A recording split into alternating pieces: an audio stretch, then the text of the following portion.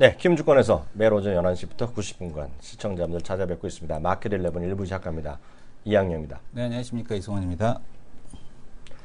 네, 대한민국 주시장은 지금 코스피, 코스닥이 전부 다 약간씩 엇갈리는 모습 보이고 있어요. 네네. 코스피는 시총 상위 주식들이 약간 흔들리는 모습 정도 보이고 있고요. 조선주가 좀 더 전반적으로 하락하는 모습 보이고 있고요. 앞서 보니까 건설주도 또 쭉 밀리는 것 같아요. 대림산업도 밀리고 현대건설도 밀리고 GS건설도 밀리고요. 다 건설주, 현대산업도 3.6%, 대우건설도 1%까지 밀리고 있고요. 나름 더 실적 좋게 났다고 얘기하는 포스코, 뭐 25만 원 많이 올랐는데요. 최근 들어서 올해 들어서 대형주 중에 제일 올랐잖아요. 네네. 하여튼 포스코, 뭐 약보합 정도 나오고 있고요. LG화학도 실적 나왔는데요. 자체로 보면 나쁘다 얘기했지만 증권사의 반응이 약간 썰렁합니다. 1.4% 내려가고 네. 있고요. 석유화학주는 어때? SK 이노베이션 뭐 이런 거 1.5% 내려가고 있고요. GS는 어떠냐? GS 1% 빠지고요. SOL도 1% 빠지고. 오늘 그냥 대부분은 그 미국 시장에 영향받았는데 전부 다 조금 내려가는 그런 네. 모습 보이고 있는데요. 어떻게 지금 보고 있어요? 미국 시장에 대한 영향을 받았다라고도 좀 볼 수 있을 것 같고요. 아, 그런가? 실적 발표 이후의 흐름에 대한 쪽이 상당히 중요하다라고 했는데, 네. 왜냐하면 이제 두산 인프라코도 실적 발표 이후 이제 올라가지 못하는 모습을 보여주고 있죠. 그러니까 네. 지금 뭐 일단 근본적으로 보게 되면 이제 뭐 어제 미국 시장에 대한 쪽부터 보게 되면 네. 일단 달러 인덱스에 대한 쪽이 이제 바닥에서 그러니까 지금 바닥을 추가 이탈하지 않고 있는 모습, 그리고 또 지금 보게 되면은 유가가 또 이제 어제 조정을 받았죠. 네. 유가가 이제 어제 조정. 그리고 이제 유가 같은 경우는 사실은 뭐 공급에 대한 이슈가 아니고 그냥 계속 기대감 계속 이제 만들면서 올라가는 모습을 보여주고 있고요. 그러니까 어제 이제 한국물 ETF 조정, 그 다음에 이제 중국 시장에 대한 쪽이 어제 이제 장중에 반등을 주다가 지금 또 그 어제 마지막에 또 밀려 내려가는 이제 이런 흐름을 좀 보여줬습니다. 네. 그러니까 이런 흐름에 대한 쪽이 좀 복합적으로 작용하고 있다라고 좀 보셔야 될 것 같고, 외국인에 대한 매수세는 지금 보게 되면은 강하지 않게 들어오고 있죠. 한 700억 정도. 그렇죠. 코스닥에서 200억 정도 매도가 나오고 있고요. 중국 시장 같은 경우는 장 개장할 때는 지금 보시게 되면은 이렇게 플러스 돌았다가 지금 다시 마이너스권에 또 들어가 있는 이런 모습을 좀 보여주고 있습니다. 네. 시장 전반적으로 이렇게 그 산업재 섹터, 그런데 여기서 중요한 건 뭐냐면 산업재 섹터에 대한 부분에서 네. 그러니까 중요한 게 실적 발표의 흐름에 대한 쪽이 좀 중요하다라는 말씀을 드렸었잖아요. 그렇죠, 그렇죠. 두산 인프라코 같은 경우도 지금 보게 되면은 실적 발표 이후에 오히려 이제 추가 상승하지 못하는 형태 이런 모습이 나오고 있고요. 네. SK 이노베이션 같은 경우도 누군가 이제 매도가 이제 시작이 된 것 같다. 이 장대 음봉에 대한 출발 네. 이 말씀을 드리지 않았습니까? 그리고 이제 SK 이노베이션, 그러니까 산업재를 엄청나게 지금 시클리컬한 업종에 대해서 네네. 계속해서 얘기하고 있는데 그게 좀 불안하다는 얘기죠. 그러니까 외국인이 계속 매수하고 있으니까 이 부분에 대해서 계속 매수하고 있는데, 그리고 또 LG화학 같은 경우도 지금 이렇게 내려오고 있다는 얘기거든요. 그러니까 지금 보면은 정유주에서 일단은 대장이라고 할 수 있는 SK 이노베이션의 하락, 그다음에 화학주의 대장이라고 할 수 있는 LG화학의 하락. 근데 마지막으로 이제 그 3등주들이 이제 엄청나게 올라온 게 대표적으로 이제 금호석유 같은 거, 그 D자들, 그다음에 금호석유 같은 게 물론 이제 합성고무 시황 좋아요. 가격은 올랐어요. 부타디엔인가요? 네네, 부타디엔입니다. 맞아요? 네네, 맞습니다. 합성고무, 지금 천연고무 가격이 올라가니까, 네.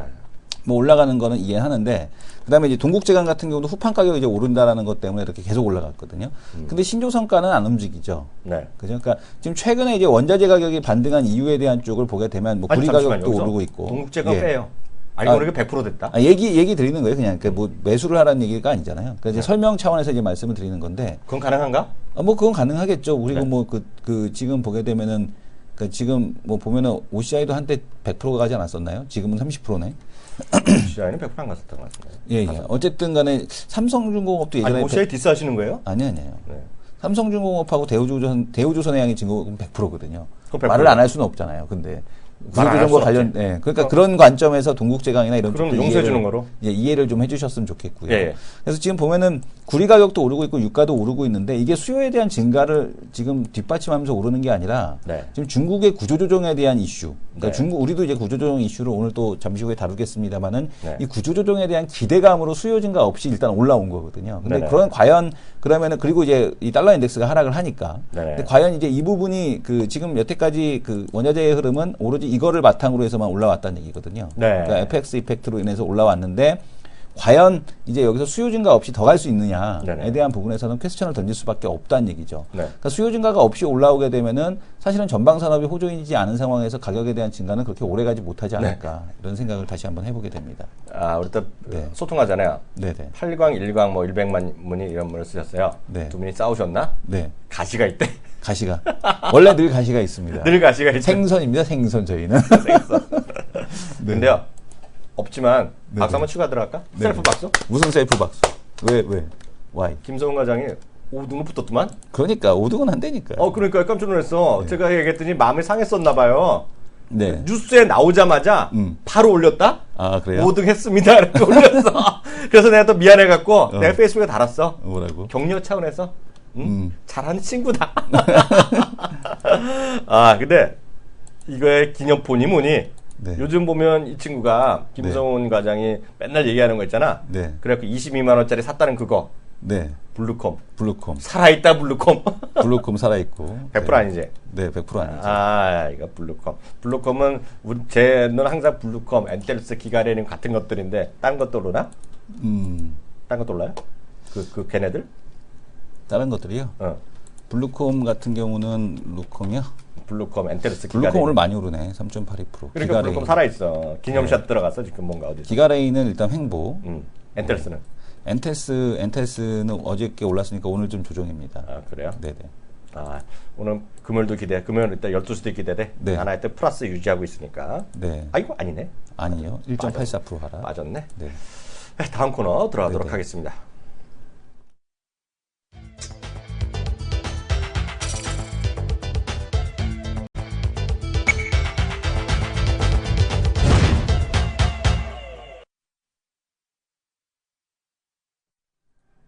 네, 종목설전이 되겠습니다.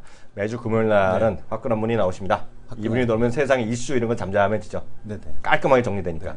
네. 이슈를 정리해주는 남자. 네. 깔끔하게. 네. 그죠? 심층. 네. 누굽니까? 자, 지금 김종효 전문위원님 모시겠습니다. 네, 위원님 안녕하세요. 안녕하십니까. 아, 어떻게 지내셨어요? 네, 저는 이제 봄꽃놀이를 조금 다니고 아, 사진. 대박이네, 대박. 벚꽃놀이를 왜 혼자 댕겨? 옆에 거리 있어야지. 걸어놓고 시커먼 남자가 한 명이 더 있었죠. 아, 그게 슬픈 거예요. 네. 진정 인생을 즐기는 건가? 아, 그러니까요. 네. 아, 오늘 어떤 얘기 좀 해볼까요?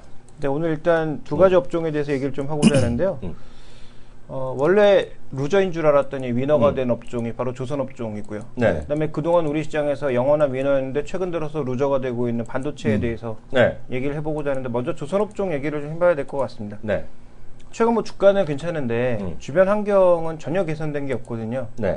어떤 이유 때문인지 좀 살펴보도록 하겠는데요. 네.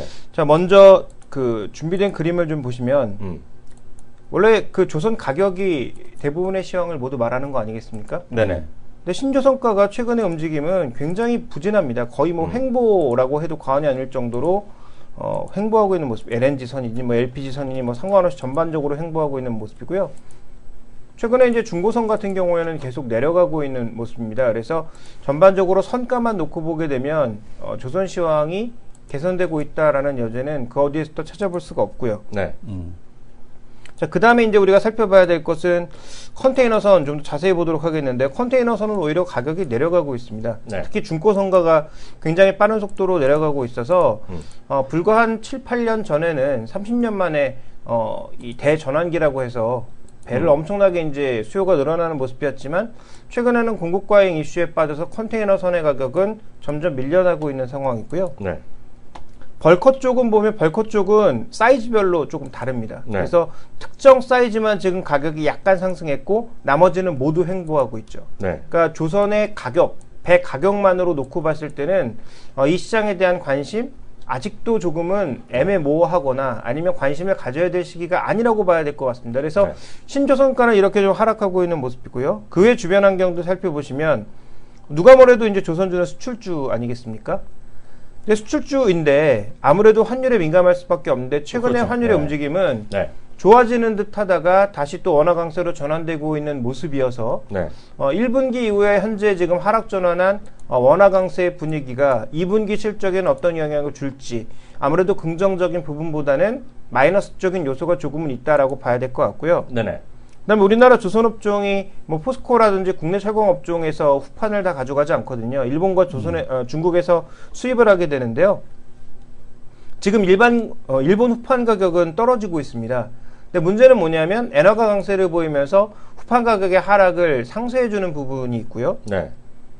중국은 지금 후판 가격뿐만 아니라 대부분의 유통 가격이 모두 올라가고 있죠. 이게 철강업종의 또 하나의 상승 모멘텀이 되고 있는데 어쨌든 조선업종 입장에서 보면 후판 가격이 올라가고 있다는 건 부담 요인이죠. 그럼 주변 요인으로 봤을 때 원재료 가격도 그렇게 뭐 좋은 상황은 아니고요. 네. 그 다음에 뭐 유가도 최근에 좀 반등하는 것이 뭐 호재도 되지만 반대로 이제 또 비용적인 측면에서 발생하는 부분도 물론 있을 거고 거기다 신조성가 측면에서 또 수요 공급적인 측면에서도 아직까지 긍정적인 이슈가 크게 나타나지는 않는 국면입니다. 그래서 조선업의 주변 환경을 살펴봤을 때는 여전히 반등을 예측하기가 쉽지 않은 국면이다 이렇게 볼 수가 있습니다. 그럼 어떻게 보세요? 특히 이제 가장 큰 이슈가 특히 어떤 바람같이 다가오고 있는 구조조정이잖아요. 그 부분과 어떻게 시장을 어떻게 좀 이해하면 좋을 것 같아요. 네, 일단 우리가 재밌는 것은 이렇게 주변 환경들이 여전히 악화일로임에도 불구하고 주가가 반등하고 있다는 게 특징 네네. 아니겠습니까? 그래서 준비된 그림을 보시면 우리나라 조선 5사의 최근에 반등폭이 가장 크고요. 네. 일본도 반등하고 있고요. 그다음에 중국도 반등하면서 전체적으로 대부분 주요 조선사들, 한중일 조선사들의 주가가 모두 반등하고 있는데 두 가지 원인이 있습니다. 낙폭과대에 따른 반발 매수 차원이 있을 거고요. 네. 또 하나는 구조조정과 관련된 기대 요인이 있을 거고요. 그래서 그런 요인들을 좀 우리가 분해해서 살펴보게 되면 수요 쪽으로는 이란에서 LNG 수요가 발생할 가능성. 그럼 LNG를 어떻게든 날라야 되는 상황이잖아요. 그렇죠. 이게 뭐 관으로도 나르겠지만 또 배로도 나를 수 있기 때문에 이란의 배들이 굉장히 낡았다. 이란은 그동안 수출하지 못했다. 그러면 여기서 추가적인 배 수주가 나올 가능성을 수요 측면에서 보고 있는 거죠. 그러니까 이런 이란발 수주가 다른 쪽에서 또 뭐 이어질 가능성 이런 것들을 보면서 하반기에 수주 증가 가능성을 보고 있는 게 수요 쪽 요인이고요. 네. 공급 쪽 요인에서는 중국의 중소조선사에 대한 구조조정이 계속 이어지면서 네. 그동안 배 공급 과잉을 조금 줄일 수 있다라는 부분. 또 하나는 해운사들이 최근에 합종연행을 하고 있지 않습니까? 그렇죠, 그렇죠. 그래서 2M이 모였고 네. 그 다음에 그 밑에 있는 중국의 두 개 업체가 합치면서 4위로 뛰어 올랐고요. 그렇죠. 그 다음에 또 에버그린을 중심으로 해서 또 나머지 중소업체들의 움직임이 또 나타나고 있고 이런 식으로 얼라이언스가 다시 한 번 또 해처모여를 하고 있습니다. 네. 그래서 원래는 2M 그 다음에 그 한 가지를 제외한 나머지 업체들의 이 흐름이었는데 최근 들어서는 중국 업체들끼리 또 모이는 흐름들 이렇게 여러 가지 흐름들이 나타나면서 한국은 소외되고 있다라는 이슈까지 나오고 있거든요. 그렇죠, 그래서 그렇죠. 이런 해운업종들의 새로운 얼라이언스가 만들어진 것들이 결국은 구조조정으로 완료되게 되면 그동안 해운사 쪽에서는 용선료도 높았고 배가 공급 과잉이었기 때문에 추가적으로 용선료가 낮았고 이제 배가 공급 과잉이었기 때문에 추가적으로 배를 수주하지 않았는데 네. 만약 이게 정리가 다 되게 되면 어떻게 되겠습니까? 해운업종의 시황 정리는 곧바로 신조선가를 끌어올릴 수 있는 요인이 될 수도 있거든요. 그렇죠. 왜냐하면 이제 다 노선도 정리가 되고 여기서 이 해운업계가 구조조정이 되면 그 다음에 이제 추가적으로 배를 늘려서 공격적으로 영업하는 것밖에 안 남거든요. 그러니까 그런 측면에서 요인들이 반등의 요인으로 작용을 하고 있다라고 봐야 되는데 그렇다면 이제 투자 전략상에서 어떤 종목군들을 바라보는 것이 좋으냐 이런 과제가 남습니다. 네. 제가 보기에는 현대중공업과 현대미포조선이 그래도 낫다라고 보고 있는 것은 그래도 낫다. 네. 왜냐하면 대우조선과 삼성중공업은 이게 어떻게 돌아갈지 알 수 없거든요. 지금 온갖 소설들이 다 나오잖아요. 네. 삼성의 그 3세 경영을 위해서는 삼성이 눈물을 머금고 대우조선 해양을 사야 된다. 그러면 삼성이 사주기 전에 대우조선 해양의 가지를 다 잘라내야 된다. 네. 뭐 이런 얘기도 나오고 네. 어쨌든 대우조선 해양은 못 죽인다라는 얘기도 나오고 네. 뭐 둘이 합치는 과정에서 뭐 어떻게 될지 뭐 여러 가지 소설들이 쏟아져 나오고 있는데 현대중공업은 일단 여기서 비켜 있고 오늘 나온 이슈를 보면 구조조정을 하겠다. 네. 그래서 뭐 생산직도 조금 구조조정을 하고 네. 그다음에 그 위에도 구조조정을 하고 그다음에 뭐 서울에 있는 연구소도 지금 본사로 다시 옮겨가고 뭐 이런 형태의 구조조정을 통해서 네. 고정비를 최대한 낮춰가겠다라고 얘기하고 있습니다. 그렇죠. 그러니까 여기는 고정비를 낮추는 정도로도 어느 정도의 이제 사업 흐름이 가능하다면 네. 그나마 이제 우리가 조선주에서 볼만한 것은 여기가 아닌가라고 보고 있고요. 아까 말씀드렸다시피 벌커는 전부 안 좋은 게 아니라 특정 사이즈를 중심으로 회복되고 있는 것이 분명히 있는데요. 그 정도의 사이즈의 배를 만들고 있는 게 또 현대미포조선이기 때문에 네. 그런 과정에서 삼성중공업이나 이 대우조선양에 관심이 있다? 트레이딩으로 가셔야 되겠죠. 그렇죠. 이건 뭐 이슈에 따라서 계속 치고받으면서 비중 조절해서 리스크 관리를 하는 것이 답이라고 보고 있고요. 그나마 조선업종의 구조조정 이후에 큰 그림을 보고 계시다면 그래도 우리나라에서 흔들리지 않는 것이 현대중공업 정도니까 그 정도에 좀 관심을 두는 것이 좋지 않을까. 그래서 단기와 중장기 전략이 좀 달라질 수밖에 없겠다 이렇게 봐야 될 것 같습니다. 준비된 그림 하나 더 보시면 조선업종의 실제로 실적이 드라마틱하게 개선되지 않거든요. 네네. 그래서 실적 개선에 따른 주가의 상승 효과는 제한적일 수밖에 없다라는 점도 염두에 두실 필요가 있겠습니다. 이 부분은 어떻게 되세요? 조선해운주 그런 거 매매하시는 분 계시거든요. 일단 조선주는 구조조정이기 때문에 말씀 주신 대로 현대하고 삼성은 어떻게 대우하고 삼성이 어떻게 될지 모르겠잖아요. 네네. 그러니까 일단은 현대에 있는 게 맞는 것 같고 그리고 왜냐하면 이제 어떤 식으로 진행이 될지 모르겠어요. 그래서 이제 그 부분은 김종혁 의원님 생각이 맞는 것 같고 네. 뭐 정부가 허락한다면 사우디 왕자님을 한번 모시고 대주양이 파는 작업을 한번 30살짜리 그분. 네. 30살짜리 바로 그분. 아니 그분 말고 다른 분, 그 두바이에 계시는 분이 진짜로 아는 분이 계신데 네. 그쪽에 그 회사를 사시는데 두서 없어요. 그러니까 뭐 조단위 회사도 사시고 그 다음에 어느 나라 사람이야? 두바이 왕자님. 두바이 두바이 왕자님인데 케이크 먹다가 이 케이크 맛있네 이러면 케이크 가게를 아예 사버려. 케이크 가게가 얼마 안 되는데 5억짜리인데 그냥 사버려. 그러다가 가다가 마음에 들면 사용해보고 마음에 들면 이 회사 좋은데 그 회사를 사버려. 지금 네. 지금 그 사람 있잖아요. 이름은 까먹었는데 이름은 뭐 외운 적도 없죠. 네. 그 사우디의 차기 왕자라는 사람 있잖아요. 네, 30살짜리 그 석유 시장의 메이저고. 그래서 네. 이번에 이란 그 얘기를 보면서 네. 느끼는 게 뭐냐면 지금이야 이 조선 업황이나 이런 게 안 좋겠지만 뭐 사우디가 뭐 올해 들어가고 내년에 팔고 이러려고 그런 중동 쪽은 그런 식의 투자를 안 하잖아요. 그런 큰 자금들은. 그러니까 장기적으로 놓고 보게 되면은 그 조선업종 대우조선도 기술이 없는 게 아니니까. 그리고 이제 중동 쪽에서 사가게 되면 자기네가 배필요한 거 자기네가 발주해서 자기네가 싸게 만들 수 있는 그런 구조가 아닌가. 그래서 굳이 중국이나 이런 쪽 말고 누가 만든다고 배를?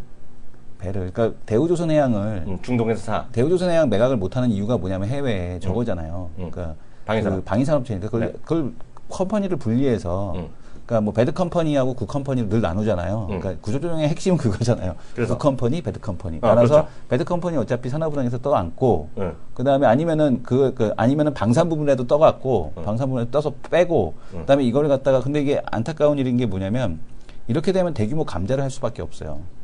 나누지 않으면 대규모 감자를 한 다음에 그 사람이 뭐 증자를 통해서 일대 주주를 확보하는 이제 이런 형태로 들어와야겠죠. 근데 중동 입장에서는 자기가 자기 배 이런 회사 하나 갖고 있으면 자기네가 필요한 배들 발주하는 거고 중동에서 수주하는 것도 중동에 현지 나가 있으니까 서로 우리가 남이가 이런 거 뭐 시아파 순위파만 아니면 그런 거 뭐 아니면 시아파면 시아파끼리 뭐 아니면 뭐 이런 게 있을 거 아니에요. 그러니까 그런 식으로 자기네들끼리 배 수주해주고 충분히 실적 개선 가능하지 않을까. 회사 살릴 수 있지 않을까. 교수님의 식견에 박수 한번 쳐드릴게요. 그래서 제가 어제부터 우리 완전 셀프 박수야. 주말에 사우디 왕자님이랑 영상 통화 한번 하기로 했습니다. 진짜로? 근데 농담하는 게 아니고 진짜로.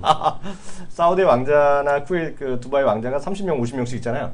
네. 100명, 200명씩. 네. 근데 그쪽들도 왕자들이 많은데 자금력들이 서열순위 1순위가 아니더라도 자금력들이 어마어마하더만요. 그러면 당연하죠. 네. 어마어마하더만. 제 화면 한번 잡아주시겠어요? 바로 이 양반이에요. 네. 이 양반이 지금 세계에서 석유 시장이 제일 큰 손이라고. 30살 사람인데 이 사람이 이제 왕 된다는 거거든요. 네. 그거 많이 뉴스 보셨죠? 네. 근데 제가 왜 보여드냐면 격이 달라요. 네. 근데 이 사람은 진짜 오너잖아요. 네. 국가의 오너가 될 사람이 이게 진짜 될 사람이거든요. 네. 이제 서열로 이제 된다는 사람이 이 사람이요. 네. 지금도 뭐 국왕 역할을 대신한다는 얘기도 자꾸 그래요, 이 사람이. 실질적인 경영자죠. 나라를 갖고 있고 내 거고 왕조 국가니까 하는데요. 이번에 얘기를 했어요. 일자리를 늘려야 되는데 몇 개를 얘기하는지 아세요? 뭐요? 몇 개요? 그래서 문제 들어갑니다. 몇 개쯤 얘기할까요? 한 3만, 5만 개? 5만 개? 네. 김종현 봤어요? 혹시 이 기사? 네, 못 봤습니다. 몇만 개 정도 얘기할 것 같아요. 글쎄요. 정확하게는 좀 예측이 불가능할 것 같은데요. 그래도 대충 불러니까. 전 그러면 이승우 교수님이 한 2배? 네. 10만 개? 네. 혹시 한번 써보세요. 몇 개나 몇 개. 신규 일자리 몇 개 정도를 얘기하는지. 바로 이런 분 정도면 몇 개 정도. 근접하신 분한테 제가 우리 PD님한테 얘기해서 우리 PD한테 제가 그 스타벅스 네. 기프티콘 그 PD님 돈으로 쏘라 그럴게요. 네. PD님 돈으로. 네. PD 주머니를 왜 막 털으세요? 혼자서? 쓰겠죠. 아니 여기 네네. PD 왕초. 네, PD 왕초. 300개는 뭐니 300개? 아 이분 너무 두 개 더 있고 네네. 일신 울신이 1000만 개. 아 대박이네. 2,500만 개. 2,500만 대한민국. 스톱. 원띵님 원띵. 그만해요. 원띵님 박수 한번 쳐드려. 원띵님 박수. 원띵님은 PD님한테 여기 나중에 그 뭐죠? 귓속말 이런 거로 전화번호 남기시면 제가 책임지고 이거 보내라 그럴게요. PD님한테. 오늘 그 PD님 제가 못 만나는데 월요일 날 제가 보내라 그럴게요. 5,000원 합니까? 기프트콘? 시간이 너무 오래 걸렸는데. 예. 500만 모릅니다. 먼저 선생님 원칙이에요. 네. 정답 공개합니다. 정답. 네. 이거 정답을 확실해 줘야 되잖아. 네. 500만 유자. 딱 나오죠. 500만 유자. 아 박수 쳐야 네, 박수 치는 거예요. 아니면 이거 찍지 않을 거 검색 신공하신 분들이라면 정말 대단하죠. 500만 유자. 이게 정말 왕국의 스케일이다. 나는 깜짝 놀랐어. 아 이런 거는 이런 건 제가 기억해두죠. 어디 가서 써먹죠 이런 거. 우리 강의할 때 이런 거 좋아하거든요. 500만 개. 아 정말 대박. 네. 그래서 이분 진짜 아까 그 원칙님은 우리 피디님한테 귓속말로 그 핸드폰 번호 알려주시면 아니면 연락하세요 두 분이서요. 그럼 제가 월요일 날 해드리라고 얘기를 하도록 하겠습니다. 아 그래서 그 얘기했는데요. 제가 두 분이 워낙 말씀 잘해주셨고요. 제가 그 뭐라 그러죠? 숟가락 얹을 기회가 없었는데 제가 잠깐 아까 보고 요거를 그 아까 이제 그 기존에 아까 잠깐 얘기했잖아요. 기존에 전 세계 글로벌 회원사들이 자기네끼리 해먹고 있다. 네. 요 기사를 한국경제 나온 건데요. 요걸 제가 잠깐 보여드릴게요. 이거 왜냐면 이건 중요한 거기 때문에요. 혹시 못 보시면 그래서 제가 링크 걸어드렸고요. 오늘 한국경제 기사가 엄청 크게 났는데요. 매일경제도 나오고 매니테도 났는데 이거는 한국경제가 제일 시각적으로 잘 나왔어요. 이런 거 있잖아요. 비행기 타시면 그런 거 있잖아요. 스카이 얼라이언스다. 네. 무슨 얼라이언스다 이런 거 있잖아요. 자기네끼리 합정 연행해서 코드 쉐어링 이런 거잖아요. 네. 근데 제가 정확한 게 이 개념 모르겠는데 제가 느낀 그 기사는 이거가 코드 쉐어링 한다는 거예요. 근데 1위 회사가 2위 회사가 있네 지금요. 10개 회사 중에 1, 2위 회사가 있는데 그게 머스크랑 또 노래영에 또 M로 시작하는 회사가 있어. MSC. MSG가 합해서 2M이라고 만들었어. 네, 네. 맞죠? 2M이라고 만들고요. 다들 아시네. 나만 몰랐네. 그래서 3, 4, 5위 쭉 합해갖고 오션이라는 걸 또 만들어서 오션. 그래서 쉽게 얘기해서 현대상선이랑 한진은 어떻게 됐는지 알아? 집에 가야죠. 따당했어, 따. 네. 따를 당했어, 쉽게 얘기해서. 예? 근데 이거가 따가 되면 어떻게 되느냐? 이거는 얼마 손실은 물론 과장했을 수도 있어요. 그래갖고 선주협회 부회장인가 우리는 선주협회 회장 인터뷰한 거 보면 연간 4조 원 손실 난대요. 예? 그래서 이걸 왜 이렇게 하냐 그러면 얘네들 입장에서 겉으로 드러나기에는 신용평가가 떨어져서 쟤네랑 같이 못 놀아 그랬대요. 그러니까 지금 보게 되면은 그 한진해운 같은 경우는 이게 지금 보게 되면은 최은영 회장 그리고 그의 두 자녀 조유경, 조유용 씨가 보유한 한진해운 주식 96만 주 전량을 시장에다 매각했다. 라고 얘기 나오고 있거든요. 그러고서 이제 지금 최근에 급락을 하고 있죠. 네. 한진해운 같은 경우가 이제 지금 보게 되면은 대주주의 매각, 이거는 이제 구조조정에 대한 쪽이 이제 이 해운 쪽의 임박을 얘기하는 것이 아니냐 이런 얘기가 지금 나오고 있는 겁니다. 최고의 지금 구조조정 잘하는 분은 바로 그분이죠. 그 최 회장님이죠, 종묘하는. 그분이 그 한진해운 사업을 한진에서 지금 문제되는 거는 시숙한테 넘겼잖아요. 네네. 시숙이 갖고 와라, 봐줄게 해서 갖고 갔었잖아요. 그래서 이분이 유수홀딩스인가 이런 거 바꿨을 거예요. 네네. 한진해운 홀딩스, 유수홀딩스. 뭐 이런 거 했잖아요. 네네. 그건 주식이 잘 나가요. 네. 근데 하여튼 그런 거 뭐 오해 살 말 있으니까 그건 알아서 판단하시면 되겠습니다. 그건 팩트니까요. 그 최은영 회장은 주식을 최근에 다 팔아버렸어요. 27억 원어치. 네. 그러니까 그런 것들을 보셔야 될 거고 그 구조조정 관련해서는 어떻게 될지 아무도 모르는데요. 저가 드릴 수 있는 만남은 구조조정 관련해서는 저렇게 보셔야 돼요. 과거사를 보실 수밖에 없다.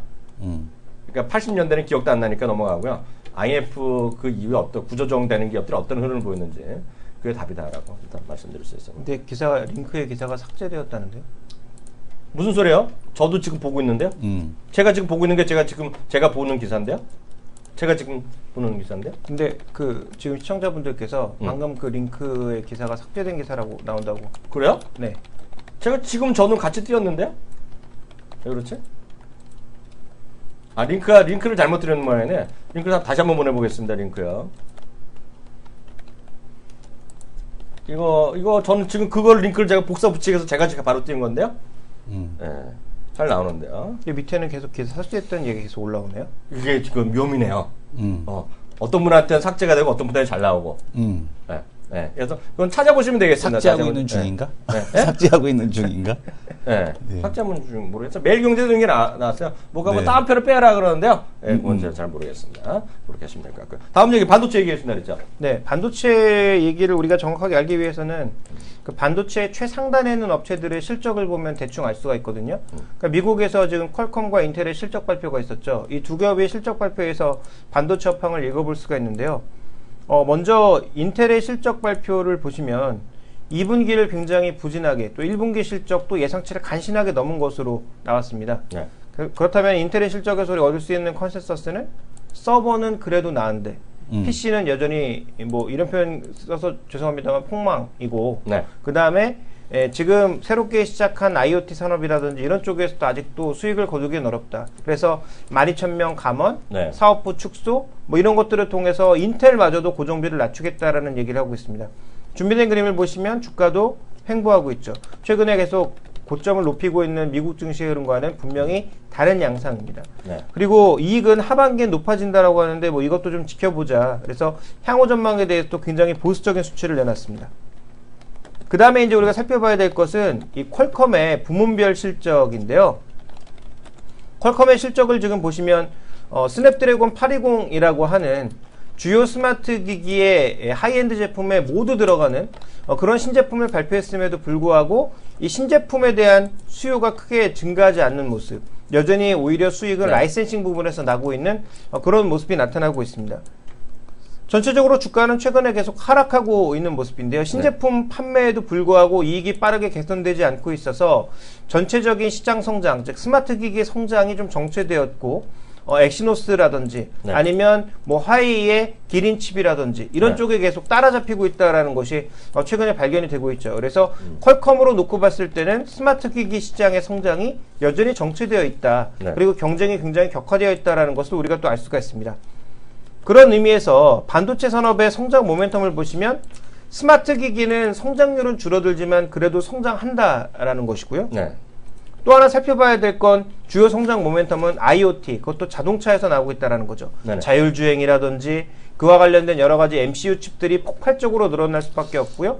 카메라 센서가 당연히 늘어나니까 이 카메라 센서와 관련된 시장의 요구는 점점 더 확대될 수밖에 없는 거죠. 네. 근데 여기서 이제 한 가지 아쉬운 건 SK하이닉스가 굉장히 이제 의욕적으로 CIS 사업, 네네. 그러니까 CMOS 이미지 센서 사업에 뛰어들었는데 여전히 시장 점유율이 채 10%가 안 되거든요. 네. 그런데 도시바의 이미지 센서 부분을 소니가 흡수하면서 소니가 절반 시장을 잠식을 했습니다. 네. 그래서 앞으로 이 시장은 뭐 소니가 거의 다 가져갈 가능성이 있어 보이고요.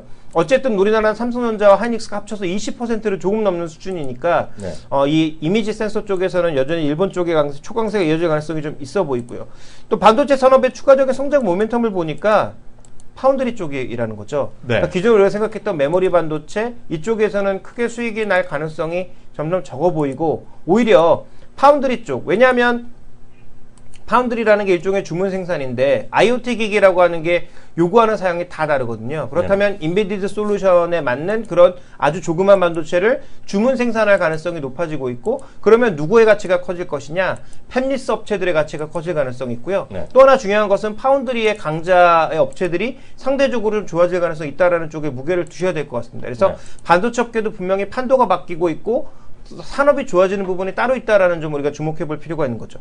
그렇다면 투자 관점에서 우리가 생각해 봐야 될 것은 단기적으로는 동부하이텍. 왜냐하면 우리나라에서 유일하게 파운드리 업체이기도 하고요. 그러니까요. 또 하나 이제 단기 이벤트 드리븐은 K200에 이번에 편입될 가능성이 높아 보이죠.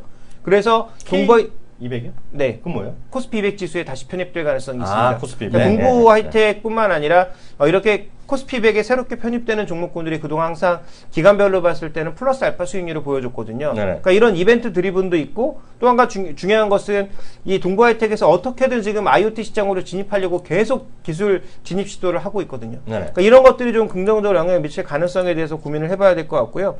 장기는 여전히 삼성전자, 좀 더 정확하게 말씀드리면 삼성전자의 시스템 LSI 부분이 되겠죠. 네. 앞으로 이 부분이 계속 커질 가능성이 충분히 있다. 메모리 쪽은 삼성전자가 기술을 선도하고 있긴 합니다만 네. 앞으로 아주 높은 수익을 거두기보단 오히려 시스템 LSI 쪽에서 아니면 제가 그 정확한 브랜드 이름을 네이밍을 지금 까먹었는데 아텍이었나 아마 그런 브랜드로 IoT 전문 칩을 지금 만들고 있거든요, 삼성이. 네. 그런 쪽이 이제 커질 가능성이 있다라는 거죠. 그다음에 삼성전자를 반도체 측면을 산다면 아마 그런 개념에서 좀 매수를 하셔야 될 것 같고요. SK하이닉스는 중국 노이즈가 계속 이어지고 있으니까 그리고 그러니까요. 아까 말씀드렸던 뭐 CIS 사업이라든지 기존의 메모리 산업이라든지 이런 것들이 워낙 경쟁이 치열해지고 있는 국면이니까 네. SK하이닉스에 대해서는 단기 트레이딩 외에는 아직까지는 좀 기회를 찾기가 어렵다 이렇게 좀 보셔야 될 것 같습니다. 아이고 SK하이닉스는 참 이런 얘기하면 혼나지만 어떻게 봐요? 시기적으로 보면 지나고 나면 SK그룹은 그분이 지금 나온다는 얘기 나온 다음부터 이노베이션만 살고 다 박살난 거 아니냐 솔직히? 뭐 그분 때문이겠습니까? 업황이 그런 걸 어떡하겠어요? 그러니까 그 예. 운이죠 운 예, 사람의 예. 운. 예. SK텔레콤 좀 살아있죠 그래도. SK텔레콤도 뭐 그냥 그대로 그래요? 뭐 예, 바닥권. 자긴 반도체죠 어떻게 보세요 이성에서는? 일단은 반도체주는 심리적으로 위축이 될 수밖에 없는 게 중국에서 반도체 굴기 이런 얘기 나오고 있으니까 네. 반도체 그 만드는 쪽은 안 될 거고 장비나 소재 쪽 같은 경우는 계속해서 호황일 거고 네. 사이클에 대한 쪽이 반대이지 않을까라고 생각이 됩니다. 특히 이제 증설 추가 증설 치킨 그러니까 제2의 치킨 게임을 대비한 추가 증설에 대한 얘기가 또 나오고 있거든요. 그래서 이제 계속해서 그 삼성에서도 추가적으로 이제 증설한다는 얘기 나오고 있어서 네. 그러니까 지금 이제 그 마이크론은 모르겠는데 마이크론은 이미 뭐 나가리 날 것 같고 네. 그다음에 이제 SK 하이닉스조차도 지금 생존에 대한 위협을 받고 있다는 얘기 나오고 있기 때문에 네. 뭐 그 반도체 업황에 대한 쪽은 계속해서 조금 어렵지 않을까. 그리고 다만 소재나 이런 그 지금 보게 되면 장비 쪽 같은 경우는 증설에 대한 이슈 때문에 계속 좋지 않을까 이렇게 보고 있습니다. 네. 반도체랑 오늘 그래서 앞서 조선업종까지 민감한 것까지 오늘 확실한 글을 해주셨습니다. 오늘 말씀 감사합니다. 네, 수고하셨습니다.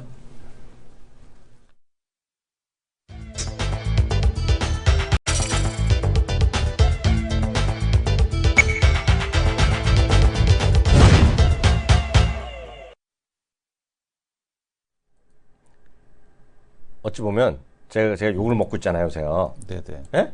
어저께도 팟빵 보여드렸잖아요. 네. 옳은 것만 얘기한다고 욕 먹잖아. 네. 그리고 그 보면 팬들이 엄청 많아. 이성 교수가. 아까도 보니까 많아요. 아무리 해봤자 오늘은 안 된대. 왜? 이츠 스킨 날라간다며. 이치 스킨이요? 뭘 날라가? 이츠 스킨 올라간다는데? 난 뭐 관심지 없으면 안 봐. 아예. 1.6% 올라가는데 날라간다. 그럼 정말 팬이네, 팬. 팬이야.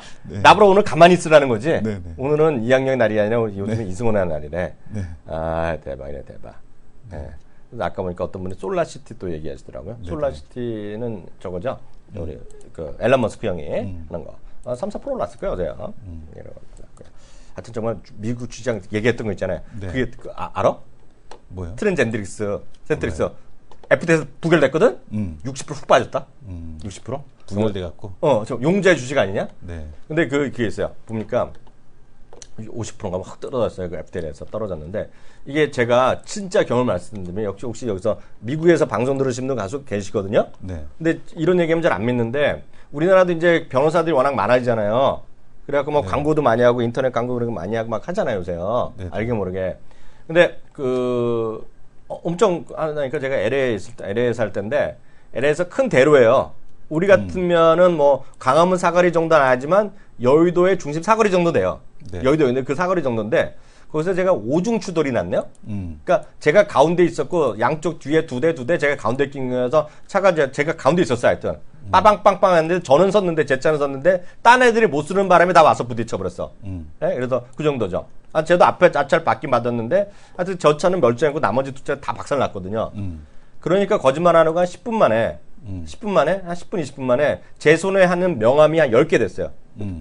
그게 다 누구냐면 우리 식으로 하면 호객꾼, 더 쉽게 하면 삐끼, 변호사들이 삐끼를 엄청 고용하고 있는 거예요. 그런 LA 같은 데는 아니면 맨하탄 이런 데 시카고 그런 데 있잖아요.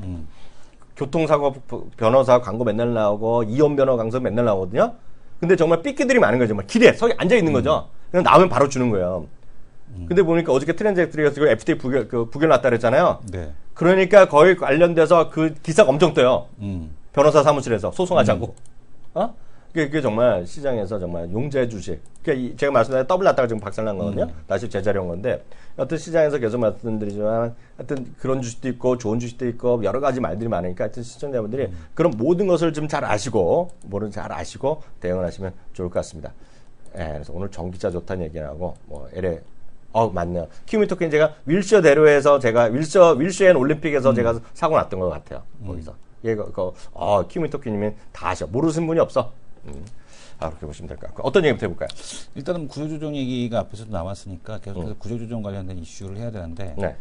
이주열 한국은행 총재가 구조조정으로 금융시장이 불안하게 되면 정책수단에 대한 쪽을 네. 동원하겠다라는 얘기를 하고 있습니다. 지금 보게 되면 아예 속보로만 이렇게 떴죠. 지금 보게 되면 정책수단은 동원해서 대처할 것이다. 네. 그러니까 구조조정을 일단은 네. 강하게 정부에서 의지를 갖고 진행하겠다는 얘기고 지금 보게 되면 여야정 협의체 이런 거를 만들어서 구조조정을 하겠다라는 얘기하고 네. 있고 야당에서도 일단은 조건부 동의를 한 상황이거든요. 네네. 그러니까 구조조정에 대한 쪽이 어쨌든 진행은 된다라고 네. 좀 보셔야 될 것 같습니다. 지금 보면 현대중공업도 지금 3,000명을 감축하고 부서 100개를 없앤다라는 얘기를 하고 있죠. 그래서 지금 서울 상암동도 지금 철수하기로 했다라는 700명 자리 다 뺀대잖아요. 네. 예, 그래서 지금 보게 되면은 인력 구조조정은 최대 3,000명. 그러니까 지금 보게 되면은 임직원의 10% 정도를 네. 이제 일단은 구조조정을 하겠다라는 얘기를 하고 있고요. 네.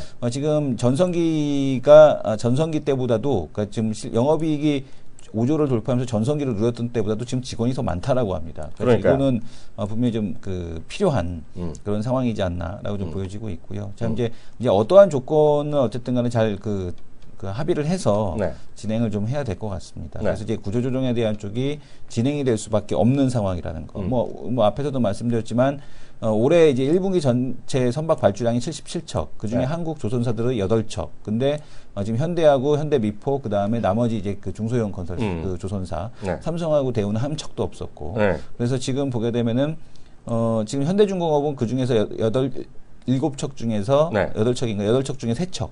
그죠? 요거를 이제 했고 온산 공장은 아예 가동 중단에 대한 쪽이 진행이 되고 있다라고 합니다. 그래서 네. 어쨌든 간에 좀 현명한 방법으로 구조 조정에 대한 쪽이 진행이 됐으면 좋겠다라는 생각을 하고 있고요. 심지어 이제 이런 얘기까지 나오죠. 네. 빅3 중에서 하나만 남길 거냐. 라는 그런 얘기까지도 심지어 네. 대형 조선 3사를 네. 1개에서 2개로 줄이는 방안을 검토하고 있다. 2개가 네. 된다라면 대우조선 최대 관심사는 대우조선 해양일 수밖에 없을 거고요. 네. 그다음에 만약에 이제 더 줄이게 된다라면은 삼성까지도 네. 가능성이 있는 것이 아니냐라는 얘기. 그래서 삼성하고 대우조선해양 두 개를 합치는가 아니면 아예 그냥 다 세 개를 다 합쳐갖고 네네. 하나로만 남기던가 네. 이런 식에 대한 쪽에 얘기가 나오고 있다라는 얘기 나오고 있고요. 지금 보게 되면은 세계 최고의 경쟁력을 보유하고 있지만 업황이 저거 된 거라 네. 오히려 구조조정을 추진하다 오히려 경쟁력이 약화되는 거 아니냐. 그리고 지금 현대중공업은 빅투설에 대해서도 지금 보면은 이 빅투설에 대해서 이제 비판이 있다라는 얘기를 하고 있는데 그렇죠. 문제는 뭐냐면 이제 국내 기업들의 경쟁력이 문제가 아니라 우리가 이제 중국하고 경쟁을 하고 있다라는 거. 그렇죠. 이게 지금 핵심일 수밖에 없는 거고 지금 보게 되면은 이 조선만 진행이 되는 건 아니죠. 조선만 네. 진행이 되는 것이 아니라 지금 보게 되면은 철강, 네. 그다음에 해운, 그다음에 건설, 그다음에 지금 화학 이런 쪽들 네. 지금 보게 되면 전부 이 5대 업종에 대한 쪽에 대한 구조조정이 강하게 진행이 될 것 같습니다. 하나 좀 더 보겠습니다. 네. 늘 말씀드리지만 주식이라는 게 그렇잖아요. 네. 주식이라는 게 절대 뚱딴지 같은 데서 나오는 주식이 아니라고 보고 있어요. 네, 물론 우리가 산업재는 잘 몰라요.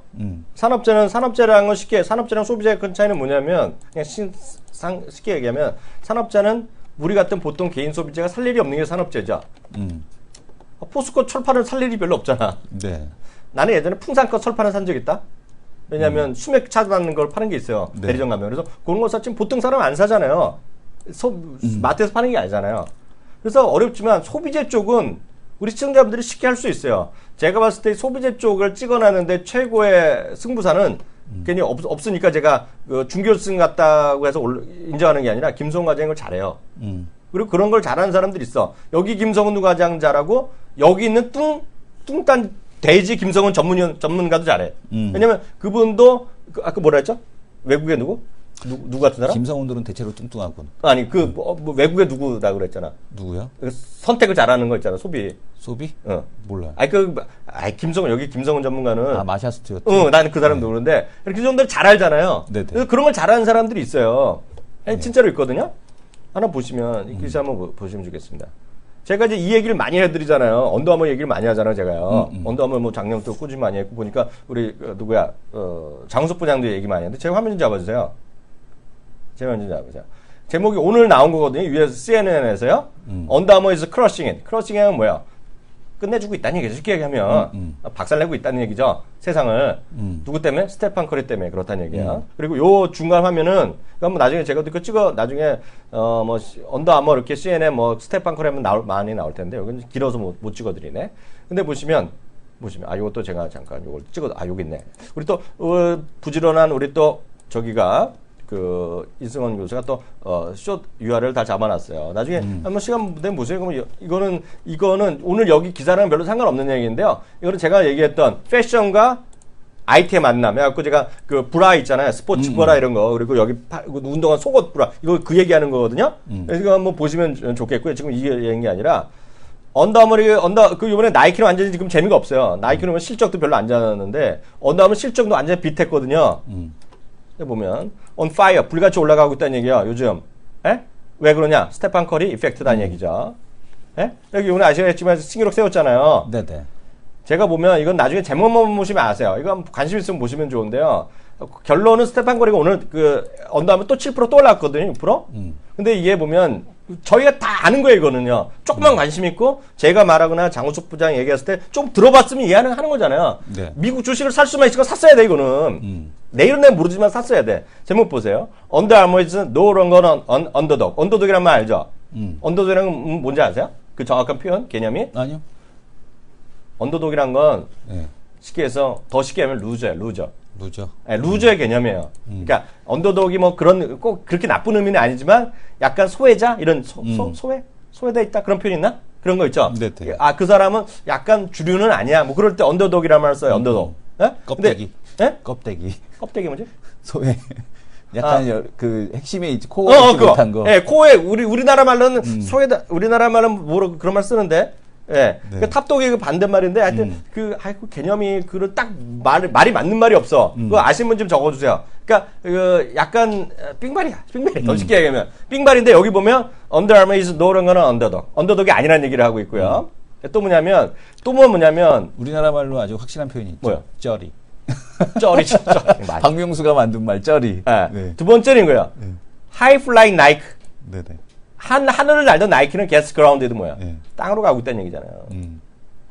무슨 얘기인지 아시겠죠? 네네. 이게 지금 흐름이에요. 그럼 두 개 같이 주가를 제가 한번 같이 여기서 바로 보일지 모르겠는데요. 한번 해보죠 뭐. 이제 리얼 타임이잖아요. 우린 또 아니면 말고 좀 어떡해? 안 되면 안 되잖아요. 지금 이게 뭐 파란 게 있죠. 이게 나이키거든요. 아니 언더아머거든요. 이걸 한 6개월짜리 볼까요? 예, 지금 그 끝에 올라갔잖아요. 그럼 여기도 뒤에 추가적으로 할 게 뭐를 보는 이게 또 이거면 나이키 한번 볼까요? 나이키 NKE. NKE. 네, 나이키. 아이고 잘 안 나온다. NKE. 요거네. 예. 요거 나면 요게 초록색이 지금 NK거든요. 나이키거든요. 색깔이 더 진하게 안 되는데 여기서 CNN에서 바로 하니까 이거 올라가다 지금 약간 지금 흘러내리는 거잖아요. 이걸 훅 올라가는 거잖아요. 제가 또 출자 한번 갔다 올 텐데 지금 언더아머는 애들이 뭐 난리거든요, 애들이요. 그런 거 시장에 반영되는 거죠. 수익이 그렇게 반영됐겠어요? 그건 아니라고요. 시가총액 아직 엄청 차이 나죠. 다만 늘 말씀드리지만 소비재 주식은 시청자분들도 쉽게 찾을 수 있어요. 눈만 뜨고 귀를 좀 열면. 그러니까 대표적인 게 무슨 그 주가 장기적인 거 모르겠으나 우리나라도 많이 있잖아요. 무슨 과자 같은 거 인기 있다. 요즘 뭐 또 초코파이 바나나? 그거 어디 거야? 오리온이야? 오리온. 네, 그리고 뭐 그 라면 같은 거 많이 있잖아요. 바나나 막걸리도 나왔더만. 바나나 막걸리도? 예. 하여튼 요즘 탄산 뭐 소주 이런 거 많이 있다 뭐 있다며. 하여튼 그런 것들은 시장도 쉽게 알아냈기 때문에 브라더 소다. 너무 뉴스나 너무 어떤 차트나 너무나 펀더멘탈만 볼 필요도 아니라는 얘기죠. 그래서 좀 시청자분이 좀 귀를 열고 사시면 의외로 주식 올라가는 거 많이 있다. 우리나라 주식도 많이 있고 미국도 있다. 이렇게 말씀드렸습니다. 또 어떤 거 한번 볼까요? 일단 리포트로 넘어가죠. 아, 리포트요? 예, 예. 리포트 보겠습니다.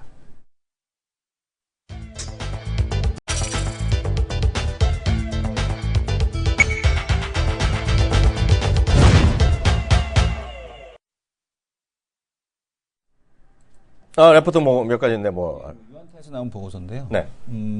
구조조정 이슈를 얘기하는데 그게 무슨 의미가 있냐라고 생각하실 수 있는데 이 친구가 이제 보고서 되게 잘 썼어요. 잘 썼어? 예, 그래서 네. 지금 보게 되면은 그 구조조정이 준비되는데 총선 이후 본격적으로 시행될 거다. 네. 22일 날 나온 거거든요. 네. 3월 22일 날. 네. 네. 근데 이 친구가 예견한 대로 이제 되고 있는 거죠. 총선 이후 구조조정이 본격화된다. 음. 그러면 이제 분리매각 인수합병 이런 것들이 진행이 될 텐데 네네. 지금 철강 석유화학 해운 건설에 대한 구조조 방안을 논의했다. 근데 이제 이게 중요한 게 아니라 그러면은 이제 어떻게 볼 거냐. 네. 자 여기서 보게 되면은 첫 번째 업종 내 감산을 통한 업황 개선. 그죠? 그 다음에 두 번째가 자회사로부터 파생된 위험 할인율 축소. 여기에 이제 주목을 하고 있는 겁니다. 그래서 기업 가치가 상승한다. 결국에는 뭘 사야 되냐? 지주회사를 사야 된다라는 얘기를 하는 겁니다. 그러니까 자회사의 경쟁사 인수 혹은 자회사 신용을 보강하기 위한 유상증자가 진행이 될 거고 지주사 부의 이전과 위험 할인율이 지속이 될 거다. 기업 가치가 하락이 될 거고 만약에 이제 해당 경쟁사를 인수하는 경우, 그죠? 인수하는 경우는 그런 회사는 안 좋아질 거고 안 좋아질 거고 이제 그 떼내는 쪽 같은 경우는 좋아진다는 얘기죠. 네. 그러니까 그 얘기를 지금 하고 있는 거거든요. 그래서 이제 그럼 과연 이제 어떤 쪽이 그런 가능성에 대한 쪽이 있느냐에 대한 쪽에서 종목들을 얘기해주고 있는데 지금 보게 되면 한진칼, 네. 한진해운을 이제 떼낸다는 얘기죠.